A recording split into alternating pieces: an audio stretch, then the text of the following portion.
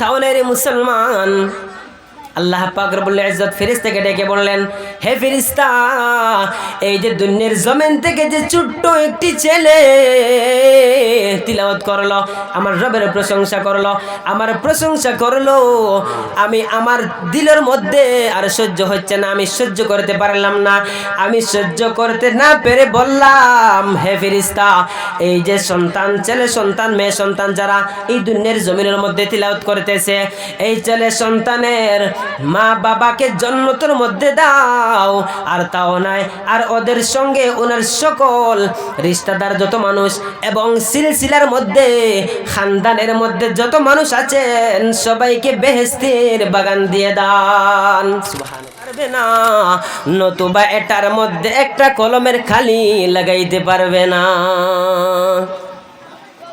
আমাদের মক্তবের স্টুডেন্টরা আজ সুবে সকাল থেকে যা কিছু তিলাওয়াত করলো, এটা আমার নবীর বাণী, এটা আমার রসুলের দেওয়া গিফট, এটা আমার রসুলের মুখের ভাষা। করে মুসলমানের দল, আজকে আমরা এই কোরআন থেকে দুর্বল, এই কোরআন থেকে অনেক পিছু টান দিতে আছি। আজকে আমাদের কোরআন কিতা বুঝি না, কোরআন কি তাও বুঝি না। ওরে মুসলমানের দল, ইসলাম কি এটাও বুঝি না, নতুবা ইসলামের গণ্ডির মধ্যে চলতে কিসের প্রয়োজন সেটাও বুঝি না। একটা ছোট্ট হিস্ট্রি মনে হচ্ছে, একজন মানুষ, একজন আল্লাহর যুবক, এই আল্লাহর যুবক বিবাহিত যুবক, এই আল্লাহর যুবক সে অনেক টাকা মান্থলি হাদিয়া পেত এবং ওনার স্ত্রী অনেক টাকা মান্থলি হাদিয়া পেত। এক মাসে কমাস কম উনি 1.5 থেকে 2 লক্ষ টাকা হাদিয়া পেতেন মান্থলি সরকারি বেতন। এই আল্লাহর যুবকে কমাস কম 1.5 লাখ টাকা পেত, ওনার স্ত্রীও মান্থলি আপনার 1.5 লাখ টাকা ইনকাম করতো। আর মুসলমানের দল, আর এই আল্লাহর যুবক নবীর উদাসী নাই, নবীর পাগল নাই। এই আল্লাহর যুবকের একটা কন্যা সন্তান, একটা ছেলে সন্তান, এই কন্যা সন্তানকে আপনার জেনারেল নলেজের মধ্যে পড়তে দিল, এই কন্যা সন্তানকে আপনার জেনারেল শিক্ষায় শিক্ষিত করে ফেললো। এই আল্লাহর যুবকে তার ছেলে সন্তানকে আপনার ইংরেজি লাইনে পড়তে দিল। এমন হয়েছে এই আল্লাহর যুবকে কি করলো, সর্বপ্রথম এমন সুশিক্ষায় শিক্ষিত করলো, এই ছেলে আর মেয়ে ইসলাম থেকে বাহির হয়ে গেলেন। করে মুসলমানের দল, এই কোরআন কি জিনিস একটু খেয়াল করলে বুঝতে পারবা। কেননা আমার আল্লাহ পাক রব্বুল ইজ্জত বলেছেন, এটা হলো কোরআন না, এটা হলো আমার কালাম। আর এটার মধ্যে যা কিছু আমি বন্টন, এটার মধ্যে আমি যা কিছু সাবিত করে দিলাম, এটার মধ্যে আমার তরফ থেকে সব যা কিছু মারিফা করে দিলাম, এই সবটি জিনিস আমার মুখের ভাষা, এটাতে কোনো বেজাল নাই। আমার আল্লাহ পাক রব্বুল ইজ্জত বলেন, কোরআন মজিদের মধ্যে সর্বপ্রথম সূরার মধ্যে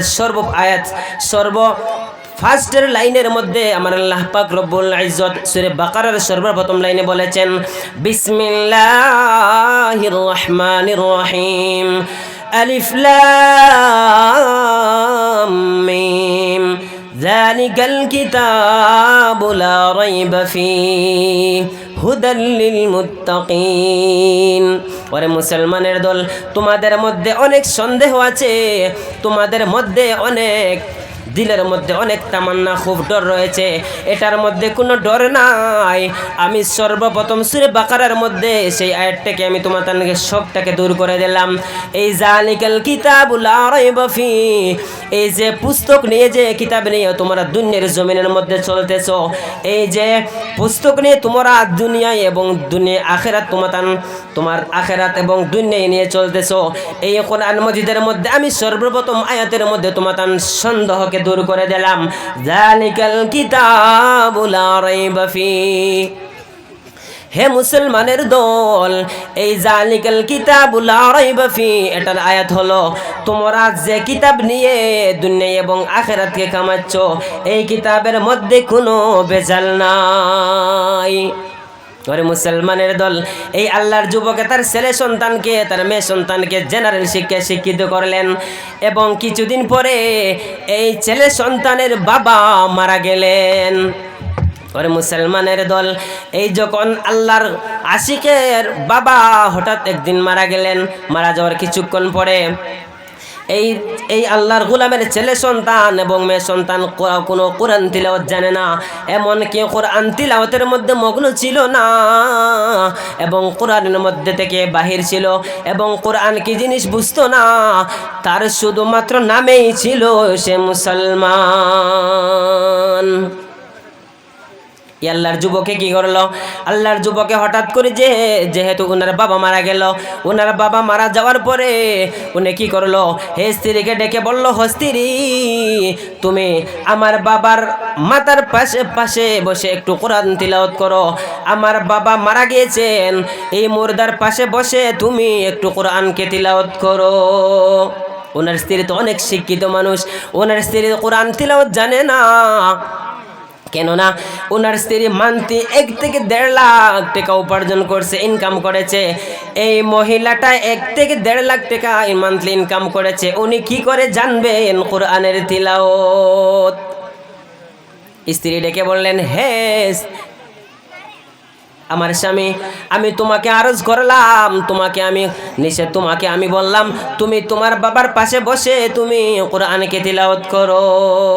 উনি বলল, আমি তো কোরআন তিলাওয়াত জানি না, আমি কোরআন তিলাওয়াত জানি না, তাহলে আমি আমার বাবার পাশে বসে কেমন করে তিলাওয়াত করব? তাহলে আমি করতে পারবো না, তুমি করে ফেলো। উনি বললেন, আমিও পারবো না। এটার মধ্যে অনেক মতভেদ দেখা দিয়েছে। এই বাবা তার ছেলে সন্তানকে বলল, হে ছেলে সন্তান, আমার বাবা মানে তোমার দাদা, এই তোমার দাদার পাশে বসে তুমি একটু কিছুক্ষণ কোরআন তিলাওয়াত করো। উনি বললেন, আমিও পারবো না। অনেক কন্যা সন্তানকে ডেকে বলল, হে মা, তোমার দাদার পাশে বসে তুমি একটু কোরআন তিলাওয়াত করো। ও বাবা, আমি কোরআন তিলাওয়াত করতে পারবো না, আমি কোরআন তিলাওয়াত জানি না। কেননা আমি আমার জীবন এমনিভাবে গুজরা দিলাম, আমার জীবনের সবটুকু মুহূর্ত আমি এমনিতে গুজরা দিলাম। আমি তিলাওয়াত জানি না, আমি তিলাওয়াত করতে পারবো না, নতুবা আমি ইংলিশ এবং বাংলার মাস্টার, আমি কোরআন তিলাওয়াত করতে পারবো না। ওনার বাবা মুগ্ধ হয়ে গেলেন। আমার কন্যা সন্তান কোরআন তিলাওয়াত জানে না, আমার ছেলে সন্তান কোরআন তিলাওয়াত জানে না, এবং আমার জীবন সঙ্গী, আমার সঙ্গীহীন যিনি আমার স্ত্রী, অনেক দিন থেকে ওনার সঙ্গে অনেক রাত অনেক দিন এবং আমার সারা জীবন আমি ওনার সঙ্গে বিলিয়ে দিলাম। তারপরে ওনাকে বললাম তুমি তিলাওয়াত করো, উনি বললেন আমি পারবো না। এর মানে আমরা 4 জন, আমার স্বামী তিলাওয়াত জানে না, আর আমিও তিলাওয়াত জানি না, আমার কন্যা সন্তান জানে না, আমার ছেলে সন্তানও তিলাওয়াত জানে না। এই যখন বাবা মুর্দা এই পাশে শুয়াইয়া, এই বাবা কি করলো? এই ছেলে সন্তানের বাবা বলল, আমার বাড়ির মধ্যে তিলাওয়াতের জন্য একজনও মানুষ নাই, আমি নিজেই মুগ্ধ হয়ে গেলাম। তখন সেই আল্লাহর গোলাম মুগ্ধ হয়ে বাড়ি থেকে বাইর হয়ে গেল। মানে অনেক পাশাপাশির মধ্যে অনেক মাদ্রাসা মসজিদ পড়ে আছে, সে সংলগ্নে যে মসজিদ মাদ্রাসার মধ্যে সে তাল্লুক করলো। হে ভাই, আমার বাবা মারা গিয়েছেন, আমার বাবার পাশে বসে কোরআন তিলাওয়াত করেনেওয়ালা একজন মানুষ পাচ্ছি না। এই আল্লাহর যুবকে কি করলো? এই আল্লাহর যুবক নতুবা ঘরে থেকে বাহির হলো অনেক গাড়ি নিয়ে এই আল্লাহর যুবক ঘর থেকে বাহির হয়ে গেল। আমার বাবার পাশে কোরআন তিলাওয়াত করার জন্য একজন মানুষ নাই। এই আল্লাহর গোলাম মাদ্রাসার মধ্যে চলে গেল। হে মৌলানা সাহেব, হে আলিম সাহেব, হে মৌলবী, আমার বাবা মারা গিয়েছেন, আমার বাবার পাশে বসে কোরআন তিলাওয়াত করেনেওয়ালা মানুষ আমি খুঁজে পাচ্ছি না। এই মাদ্রাসা থেকে আমি বলছি, এই মাদ্রাসা থেকে কিছু ছাত্র ছাত্রী আমাকে দিয়ে দেন, আমি আমার বাবার পাশে বসে কোরআন তিলাওয়াত করাবো। পরে মুসলমানের দল, এর কথা হচ্ছে তুমি ইসলাম থেকে পিছনে। আজকে যদি তুমি ইংরেজি পড়ো তাহলে তোমার সঙ্গে কোরআন রাখো। আজকে তুমি ইঞ্জিনিয়ারিং করো, তোমার সঙ্গে কোরআন রাখো। আজকে তুমি ওভারশেয়ারিং লাইন করো, আজকে তুমি এক্সট্রা নলেজ উপভোগ করো, এক্সট্রার সঙ্গেও কোরআন রাখো। আজকে তুমি ডক্টরি লাইনে আছো, আমার কোনো দুঃখ নাই, আমার কোনো মতভেদ নাই। ওরে বাবা, তোমার সঙ্গে ডক্টরি লাইন আছে, তোমার সঙ্গে কোরআন রাখো। আমার আল্লাহ পাক রব্বুল ইজ্জত বলেছেন, তুমি যেদিকে তাকাও এবং তুমি যেদিকে যাও তুমি কোরআনের সঙ্গে তাআল্লুক রাখো। এই আল্লাহর গোলামে কি করলো, অনেক মাদ্রাসা থেকে কিছু স্টুডেন্টরা গাড়ির মধ্যে করে নিয়ে আসলো। গাড়ির মধ্যে করে যখন নিয়ে আসলো, আসার পরে বলল, আমার ঘরের মধ্যে একজন কোরআন তিলাওয়াত করে নেওয়ালা মানুষ নাই। হে মৌলানা সাহেব, আমি আপনাদেরকে বললাম আমার বাবার মুর্দার পাশে বসে কিছু কোরআন তিলাওয়াত করেন। আফসোস, দুঃখের কথা। কাকে বলবো? পরে মুসলমানের দল। অনেক স্টুডেন্টরা স্কুল কলেজে পড়ে, আবার নামাজও পড়ে। অনেক স্টুডেন্টরা আবার ইঞ্জিনিয়ারিং করে, সেটার মধ্যে নামাজের মধ্যে শামিল। আমরা আজকে অনেক বিজনেসম্যান বিজনেসের মধ্যে জড়িত কিন্তু নামাজ নাই।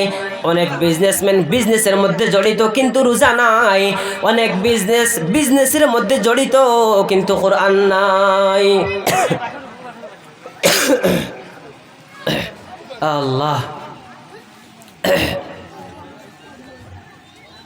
এর মানে বোঝা গেল আজকে আমরা যদি ইসলামিক ল মতো চলি তাহলে কোরআনের প্রয়োজন।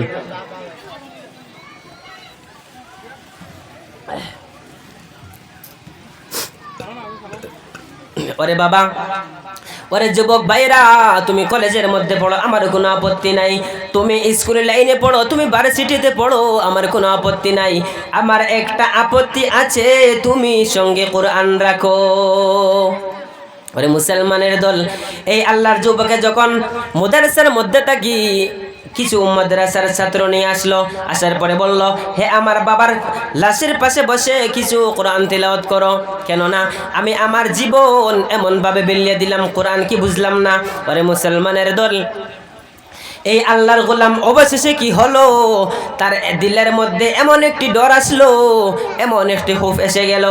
আজকে যদি আমার একটা কন্যা সন্তান এটারে যদি ইঞ্জিনিয়ারিং করাইতাম, আজকে যদি ডাক্তারি লাইনে আমি যদি শিক্ষা উপার্জন করাইতাম, আজকে আমি যদি অবসিয়ার লাইনে শিক্ষা অর্জন করাইতাম, আজকে আমি যদি ডিগ্রি লাইনে শিক্ষা অর্জন করাইতাম, অন্যতমে আমি আমার ছেলেকে যদি কোরআন মোতাবেক শিখাইতাম, কোরআনের শিক্ষা দিতাম, তাহলে আজকে আমার বাবা ঘরের মধ্যে লাশ, আর আমি গাড়ি নিয়ে ঘর থেকে বাহির হয়ে গেলাম তিলাওয়াত করে নেওয়ালা মানুষ খোঁজার জন্য।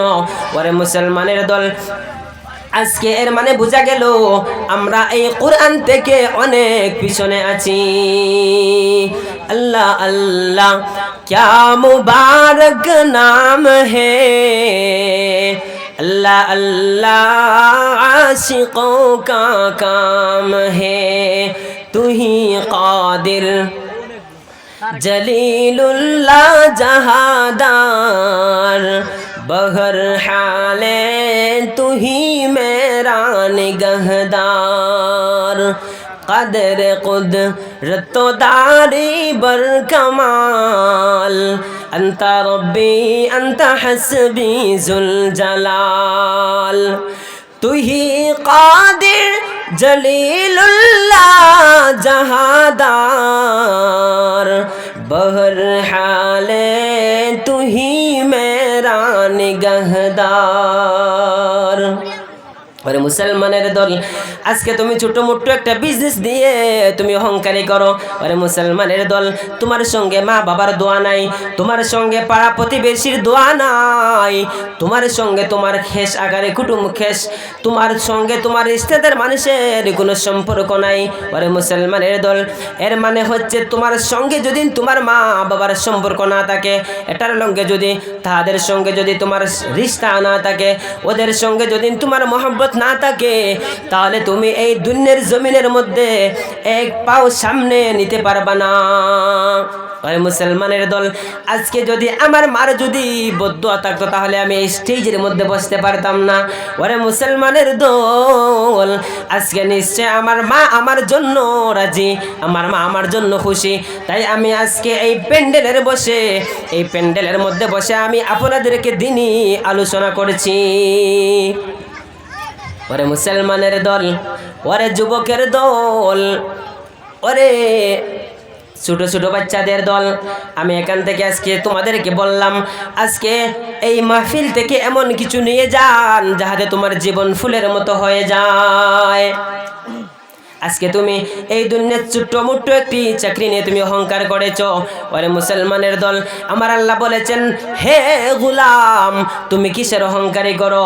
আজকে যদি তোমার বিজনেসটাকে আমি যদি নিয়ে ফেলে, আজকে তোমার বিজনেসের মধ্যে যদি আমি একটা চকুর ফলকের লগে যদি আমি নিয়ে ফেলি, এটাতে কিছুই করতে পারবা না, নতুবা তুমি আমার দরবারে আসা ছাড়া আর কিছুই পাইবা না। আজকে তুমি অহংকার করো, আজকে তুমি এই দুনিয়ার জমিনের মধ্যে তুমি বড়তাই করো, তুমি তকব্বুরি করো, অহংকারী করো।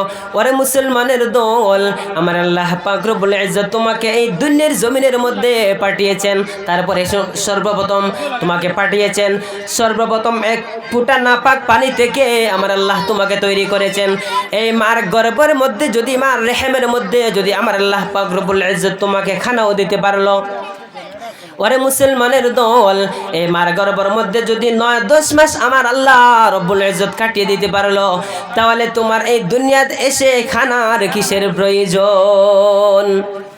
ওরে মুসলমানের দল, আমার আল্লাহ পাক রব্বুল ইজ্জত এক ফোঁটা নাপাক পানি থেকে মায়ের গর্ভে তোমারে 40 স্তম্ভ বাদে তোমার মাংসটাকে সৃষ্টি করলো, আর 40 স্তম্ভ বাদে তোমার, আর 40 স্তম্ভ পরে তোমার হাড্ডিকে সৃষ্টি করলো, আর 40 স্তম্ভ পরে তোমার মানব দেহ সৃষ্টি করলো, আর 40 স্তম্ভ পরে তোমার হাড্ডি মাংস সব একত্রিত করে মানব সৃষ্টি করলো।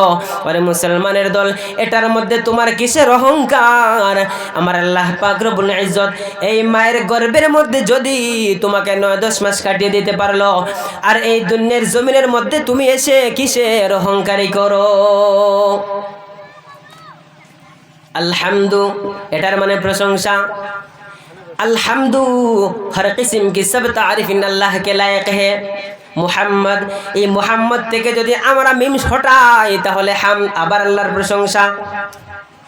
ওরে মুসলমানের দল, তুমি যেদিকে যাইবা সেদিকে আল্লাহর প্রশংসা। ওরে মুসলমানের দল, আমার আল্লাহ পাক রব্বুল ইজ্জত বলেছেন, আমি যদি তোমার দিলের মধ্যে যদি আমার ভিতরে কোনো অহংকারী এসে যায়, তাহলে তুমি এটার মধ্যে একটাবারে চিন্তা বিবেচনা করে দেখো, এই 40 দিন 9-10 মাস তোমাকে আমি মায়ের গর্ভে ধারণ করলাম, এটার মধ্যে আমি তোমাকে এমন একটি খানা খাওয়াইলাম যেটা দুনিয়ার জমিনে আসার পরে হারাম হয়ে যায়। ওরে মুসলমানের দল, তোমার কিসের অহংকার? তোমার মায়ের যে মান্থলি পিরিয়ড হতো, তোমার মায়ের যে মান্থলি যে পিরিয়ড হতো, এই পিরিয়ডটাকে আমি তোমাকে উপভোগ করালাম। আমি তোমাকে যখন তুমি গর্ভে ছিলাই তখন এই মায়ের মান্থলি পিরিয়ডটাকে আমি তোমার খাদ্য আহার বানিয়ে ফেললাম। আর যখন তুমি দুনিয়ার জমিনের মধ্যে আসলে, দুনিয়ার জমিন দেখলাই, এই দুনিয়ার আবহাওয়ার মধ্যে তুমি যখন লিপ্ত হলাই, তখন এই খুনটাকে আমি তোমার জন্য হারাম করে দিলাম। ওরে মুসলমানের দল, তারপরেও তোমার অহংকার, তারপরেও তোমার রাজনীতি, তারপরেও তোমার দাঙ্গাবাজি, তারপরেও তোমার সমাজ নিয়ে বিবেচনা, তারপরেও তোমার সমাজ নিয়ে বিভ্রান্তি সৃষ্টি করা।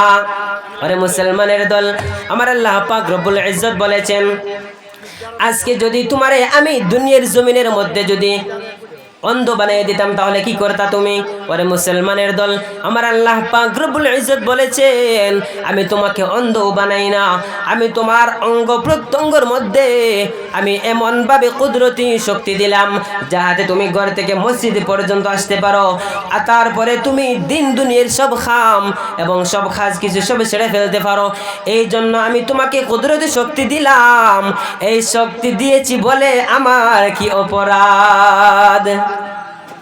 ওরে মুসলমানের দল, ওরে আল্লাহর যুবকের দল, আমার আল্লাহ পাক রব্বুল ইজ্জত বলেছেন হাদিস শরীফের মধ্যে, ইন্না মিন আখবারিকুম আহসানুকুম আখলাকা।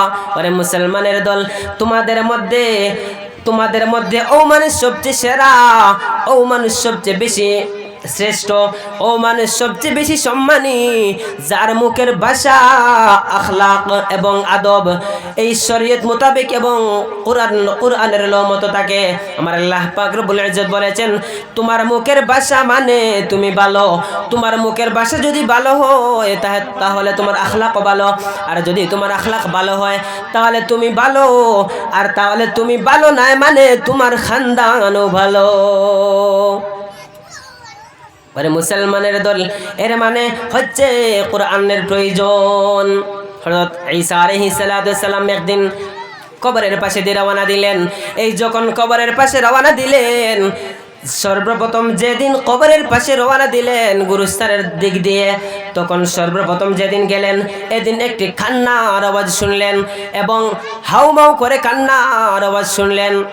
শোনার পরে আরো কিছুদিন পরে, দীর্ঘদিন পরে যখন আবার সেম রাস্তা দিকে গেলেন, ঈসা নবী ঈসা আলাইহিস সালাম আবার অন্যদিন অন্যতমে সেই রাস্তার মধ্যে আবার কবরের পাশে দিয়ে যাচ্ছেন। যখন উনি যাচ্ছেন তখন ইয়া রাসূলুল্লাহ সাল্লাল্লাহু আলাইহি সাল্লামকে আরজ করলেন এসে, হে রাসূলুল্লাহ সাল্লাল্লাহু আলাইহি ওয়াসাল্লাম, আমি যে এই কবরের পাশে সর্বপ্রথম যেদিন গিয়েছিলাম, এই সর্বপ্রথম যেদিন আমি গিয়েছিলাম সেই দিন শুনলাম কবর থেকে ভীষণ ভয়ঙ্কর একটি আওয়াজ আসে। বিষয়টা কিছু বুঝতে পারলাম না, এটা কিসের প্রয়োজন, এটা কিসের প্রয়োজন, এটা কিসের ব্যবধান। ইয়া রাসূলুল্লাহ, আমি এটা কিছু বুঝতে পারলাম না, নতুবা আমার মাথায় কোনো কাজ করছে না। এটার মধ্যে আমার অনেক মতভেদ, আমি এটার মধ্যে এই মতভেদ থাকার কারণে আমি আপনার সঙ্গে এটা ডিসমিস করতে চাই, আমি আপনার সঙ্গে এটা আরও একটু ডেভেলপমেন্ট করতে চাই, আরও একটু বিশ্লেষণ করতে চাই। রাসূলুল্লাহ সাল্লাল্লাহু আলাইহি সাল্লাম জবাব দিলেন, হে নবী, তুমি জানো না, তুমি যেই দিন এই রাস্তার দিকে তুমি গেলাই, সেই দিন রাস্তা দিকে যেদিন তুমি রাস্তার মধ্যে গেলাই, এই দিন রাস্তার মধ্যে গুরুস্থানের মধ্যে যেদিন তুমি গিয়েছিলে, এদিন কিছু বুঝতে পারলাই না, কিছু এইরকম ভাবে বুঝলাই, এটার মানে আমার কুদরতি মুজিজা। আর দ্বিতীয় দিন তুমি এই রাস্তার দিকে যখন গেলাই, তখন তুমি নিজে অনুভব করলা একটি বেহেশতি সুগরান আমার নাকের মধ্যে এসে গেল। আরে মুসলমানের দল, ঈসা নবী আলাইহিস সালাতু ওয়াসাল্লাম উনি বললেন, ইয়া রাসূলুল্লাহ সাল্লাল্লাহু আলাইহি ওয়াসাল্লাম, আমি আগে কিছু বুঝতে পারলাম না, নতুবা আজকে আমি এই কবরের পাশে আসলাম, আসার সময় আমার নাকের মধ্যে এমন একটা সুগন্ধ লেগে গেল, এমন একটি বেহেশতি বু আমার নাকের মধ্যে এসে গেল, এটা কিছু বুঝতে পারলাম না। রাসূলুল্লাহ সাল্লাল্লাহু আলাইহি ওয়াসাল্লাম বলেন, ইয়া নবী, তুমি জানো না, হে নবী, এটার বিষয়ে তোমার কোনো শিক্ষা নাই, এটার বিষয়ে তোমার কোনো শিক্ষা নাই, কোনো অভিজ্ঞতা নাই, তুমি জানো। রাসূলুল্লাহ সাল্লাল্লাহু আলাইহি সাল্লাম বললেন, এই যে দ্বিতীয় দিন তুমি আসতেছো, আসার কারণে এই যে এই কবরস্থান থেকে যখন তুমি একটি আওয়াজ শুনতেছো, এই খবরের মধ্যে একটি মানুষ, একটি আল্লাহর গোলাম এই কবরের মধ্যে আল্লাহর বন্দি শুয়ে আছে। এই যে আল্লাহর বন্দি শুয়ে আছে, এই আল্লাহর বন্দি দুনিয়ার জমিনের মধ্যে সে একটি সন্তান রেখে গেছে। আর এই সন্তানে আল্লাহ পাক রব্বুল ইজ্জতের দরবারের মধ্যে আপনার তিলাওয়াত করতেছে, কোরআন তিলাওয়াত করতেছে, বিসমিল্লাহির রহমানির রহিম। যখন এই সন্তান যখন তিলাওয়াত করলো, এই মা এবং বাবা কবরস্থানের মধ্যে দাফন কাফন করা হয়েছে। অনেক দিন পরে ওনার নিশানা মিটিয়ে গিয়েছে। অনেক দিন পরে এই যে ছেলে সন্তান ডেকে দুনিয়ার জমিনের মধ্যে রেখে গেল, উনি অনেক বড় একটি মাদ্রাসার মধ্যে সেই শিক্ষা অর্জন করতেছে। আর এই আল্লাহর গোলামের বান্দায় এই যে ছোট্ট একটি সন্তান দুনিয়ার জমিনের মধ্যে রেখে গেল, এই সন্তানে হঠাৎ করে তার জবান থেকে একটি আওয়াজ আসলো, বিসমিল্লাহির রহমানির রহিম। এর মানে হচ্ছে আলহামদুলিল্লাহি রাব্বিল আলামিন, आलमीन, बिस्मिल्लाहिर्रहमानिर्रहीम। शुरू करता हूँ मैं अल्लाह के नाम से जो बड़ा मेहरबान निहायत रहम वाला। আমি আমাদের প্রতিপালকের নামে আরম্ভ করিতেছি যিনি মহান দয়ালু। তারপরে বললেন আলহামদুলিল্লাহি রাব্বিল আলামিন। এটার তরজমা হচ্ছে हर किस्म की सब तारीफीन अल्लाह के लायक है। এই আল্লাহর যুবকে, এই আল্লাহর গোলামে যে সন্তানকে দুনিয়ার জমিনের মধ্যে রেখে গেল, এই রেখে যাওয়ার পরে এই সন্তানে যখন এই তার হুটের মধ্যে আল্লাহ আল্লাহর জিকির করতে লাগলো, সূরা বাকারা, সূরা হাম, সূরা ফাতিহা শরীফ পড়িল, তারপরে আলহামদুলিল্লাহি রাব্বিল আলামিন পড়িল। এর মানে হচ্ছে আমি যেদিকে তাকাই সেদিকে আমার রবের প্রশংসা। আলহামদুলিল্লাহি রাব্বিল আলামিন, সমস্ত প্রশংসা আল্লাহর জন্য। আমার আল্লাহ পাক রব্বুল ইজ্জত ফেরেশতাকে ডেকে বললেন, হে ফেরেশতা, তোমরা এই যে সন্তান যে তিলাওয়াত করলো, এই সন্তানের মা বাবা কবরের বাসিন্দা। এই কবরের যদি আযাব হয়, এই কবরের মধ্যে যদি মা বাবা আযাবের মধ্যে লিপ্ত থাকেন, এই কবরকে তোমরা কি করো ফেরেশতারা? এই কবরকে তোমরা জান্নাতের বাগান বানাইয়া দাও। সুবহানাল্লাহ। তাও না রে মুসলমান, এই সন্তানের কেন্দ্র করে, এই সন্তানকে আপনার ফলো করে, এই সন্তানের মা বাবা কবরের বাসিন্দা ছিল, যারা কবরের মধ্যে আযাবের মধ্যে লিপ্ত ছিল।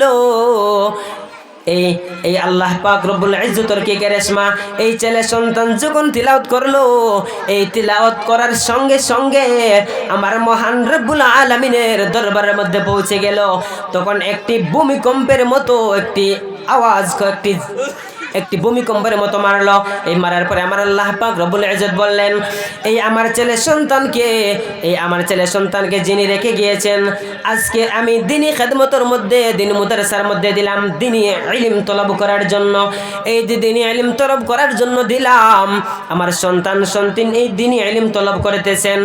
এর মানে ইলম তলব করতেছেন না, এর মানে একটা সন্তান এবং একটা ছেলে, একটা মেয়ে দুনিয়ার জমিনের মধ্যে যদি রাখেন, তাহলে যদি একটা ছেলে সন্তান রাখেন, প্রকৃত একটা মেয়ে রেখে যান, তাহলে তোমার এই কবরে সেটা হবে জান্নাতের বাগান। আর যদি তুমি এই প্রকৃত মুসলমান হিসাবে, যদি মুমিন হিসাবে না রাখতে পারো, তাহলে কবর হবে তোমার জাহান্নামের গাড়া। এই ছেলে সন্তানের মা বাবার কবরের বেহেশতের লগে সম্পর্ক করে দিলেন রাসূলুল্লাহ সাল্লাল্লাহু আলাইহি ওয়াসাল্লাম। রিশতাদার যত মানুষ এবং সিলসিলার মধ্যে, খানদানের মধ্যে যত মানুষ আছেন, সবাইকে বেহেশতের বাগান দিয়ে দান। সুবহানাল্লাহ। এর মানে হচ্ছে আমরা যদি দুনিয়ার মধ্যে দুনিয়ায় পারিবারিক অসুবিধার কারণে যদি লিপ্ত থাকি, তাহলে আমাদের কোরআনকে সাথে রাখার জন্য আমি বারবার আহ্বান করছি। এবং মক্তবের ছাত্ররা যারা কোরআনকে তিলাওয়াত করেছেন, সকাল থেকে আমি শুনেছি অনেক ছাত্ররা অনেক সহিশুদ্ধ করে তিলাওয়াত করেছেন, শুধুমাত্র মেহনতের জরিয়ায়। তো যাই হোক, আমি এটা বলতে চেয়েছি যে যদি কোনো মানুষ একটি ছেলে সন্তান অথবা মেয়ে সন্তানকে দুনিয়ার জমিনের মধ্যে পরিপূর্ণ মুকম্মল হিসাবে যদি একটা ছেলে অথবা মেয়ে সন্তানকে যদি দুনিয়ার জমিনের মধ্যে রেখে যেতে পারে, তাহলে উনি কবরের মধ্যে শুয়ে পড়বে, কবরের মধ্যে শুয়ে থাকবে। এর মানে কবর না, এর মানে এটা বেহেশতের বাগান। আলহামদুলিল্লাহ। তো যাই হোক, আমার আল্লাহ পাক রব্বুল ইজ্জত হাদিস শরীফের মধ্যে বললেন, লা ইয়ারহামুল্লাহ মান লা ইয়ারহামুন নাস। হে মুসলমানরা, তুমি মুমিনকে সাহায্য করো, তুমি মুসলমানকে সাহায্য করো, তুমি প্রতিবেশীকে সাহায্য করো, আমি তোমাকে সাহায্য করব। তুমি রিশতাদার মানুষকে সাহায্য করো, তুমি এতিম গরিব মিসকিনকে তুমি সাহায্য করো, আমি তোমাকে সাহায্য করব। লা ইয়ারহামুল্লাহ মান লা ইয়ারহামুন নাস। হে গোলাম, তুমি মুসলমান, তুমি তোমার সঙ্গীদেরকে সাহায্য করো, এতিম গরিব মিসকিন ফকির এরাকে তুমি সাহায্য করো। লা ইয়ারহামুল্লাহ মান লা ইয়ারহামুন নাস। আমার আল্লাহ পাক রব্বুল ইজ্জত বলেছেন তুমি ওদেরকে সাহায্য করো আমি তোমাকে সাহায্য করব, আর তুমি যদি ওদেরকে সাহায্য না করো আমি তোমাকে সাহায্য করব না। এটাতে আমার কোনো অপরাধ নাই, আমার কোনো মতভেদ নাই, তুমি যেমনি করবা তেমনি ফলটা পেয়ে যাইবা। الحمد لمن قدر خيرا وخبالا الحمد لمن قدر خيرا وخبالا والشكر لمن سور حسنا وجمالا والشكر لمن سور حسنا وجمالا فرد صمد عن صفة الخلق بريون فرد صمد عن صفة الخلق بريون رب نزلي خلق الخلق كمالا رب نزلي خلق الخلق كمالا لا زد ولا ند ولا حد لمولاه لا زد ولا ند ولا حد لمولاه الآن كما كان ولم يلق زوالا الآن كما كان ولم يلق زوالا ওরে মুসলমানের দল, ওরে নবীর উম্মতের দল, এই কোরআন মানে এই কোরআন একটি কোরআনকে যদি তুমি সংগ্রহ করতে পারো, তোমার দিলের মধ্যে মাহফুজ করতে পারো, তাহলে তোমার জিন্দেগির মধ্যে আর কিসের প্রয়োজন নাই। এই কোরআনে তোমাকে গুমরাই রাস্তার মধ্যে যেতে দিবে না, এই কোরআনে তোমাকে খারাপ কাজ করতে দিবে না, এই কোরআন তোমাকে অনেক সময় সাহায্য করবে, নতুবা তোমার এই কোরআনে তোমাকে সাহায্য করবে, নতুবা তোমার সিলসিলাকেও সাহায্য করবে। এর মানে কোরআনকে ছেড়ে আমরা চলতে পারবো না, কেননা আমার আল্লাহ পাক রব্বুল ইজ্জত বলেছেন, হে মুসলমান তুমি যেটা যাও না কেন এই কোরআনকে তুমি কি করো, সম্পর্ক রাখো, কোরআনের সঙ্গে তুমি সম্পর্ক রাখো, এটার লগে তুমি তাল্লুক রাখো, এটার সঙ্গে তুমি রিস্তা বানাও, এই কোরআনকে তুমি বন্ধু বানাও, এই কোরআনকে তুমি আপন বানাও। কেননা আমার আল্লাহ পাক রব্বুল ইজ্জত বলেছেন, প্রথমে আমি আয়াত বলেছিলাম, পৃথিবীর জমিনের মধ্যে আল্লাহ পাক রব্বুল ইজ্জত সকল মুসলমানদেরকে চ্যালেঞ্জ করে বলেছেন, এই কোরআনের মতো যদি আরেকটি কোরআনকে তৈরি করতে পারে, এই কোরআনের সূরা মতো যদি কোনো মানুষ আরেকটি সূরা তৈরি করতে পারে, এই আয়াতের মতো আরেকটি যদি কোনো মানুষ পৃথিবীর জমিনের মধ্যে কোনো মানুষ তৈরি করতে পারে, তাহলে আল্লাহ পাক রব্বুল ইজ্জতে কেন চ্যালেঞ্জ মারেছেন? আল্লাহ পাক রব্বুল ইজ্জত বলেছেন, এই জন্য বলেছেন যে আমি সর্বপ্রথম সূরা বাকারার মধ্যে আমি এটাই বলে দিয়েছি যে এটার মধ্যে কোনো ভেজাল নাই, এটার মধ্যে কোনো সন্দেহ নাই, আর যদি থাকে তাহলে আমি তোমাদেরকে চ্যালেঞ্জ করে দিলাম, ওটা পৃথিবীর মুসলমানকে আমি চ্যালেঞ্জ করে দিলাম, যদি তোমাদের দম থাকে, ক্ষমতা থাকে, পাওয়ার থাকে, অকাত থাকে, তাহলে একটি আয়াত এই কোরআন থেকে বাহির করে দেখো, এটার মধ্যে জয়ীফ আছে, এটার মধ্যে কোনো জয়ীফ নাই, কোনো দুর্বলতা নাই, এটার মধ্যে কোনো ভেজাল নাই, এটা নির্ভেজাল কোরআন। তুমি কোরআন পড়তে পারো না, তুমি তোমার ছেলে সন্তানকে কোরআন তিলাওয়াত করাও, পরে মুসলমানের দল, এর মানে হচ্ছে আমি যদি তিলাওয়াত করতে না পারি আমি এটার মর্ম বুঝি না, আমি এটার সম্মান বুঝি না, এর মানে আমি বুঝি না মানে আমার ছেলে সন্তান, আমার নাতি নসা কেউ বুঝবে না, এটা না। পরে মুসলমানের দল, সর্বপ্রথম বলেছি একটি কোরআন মজিদকে যদি কোনো মানুষ হিফজ করতে পারে, একটি আয়াতকে হিফজ করতে পারে, আর আমার আল্লাহ পাক রব্বুল ইজ্জতের দরবারের মধ্যে সেটা গিয়ে যদি পৌঁছে যায়, তাহলে এক আয়াতের জরিয়ায় তোমার সিলসিলার যত মানুষকে আমার আল্লাহ পাক রব্বুল নাজাত করে দেবেন। সুবহানাল্লাহ।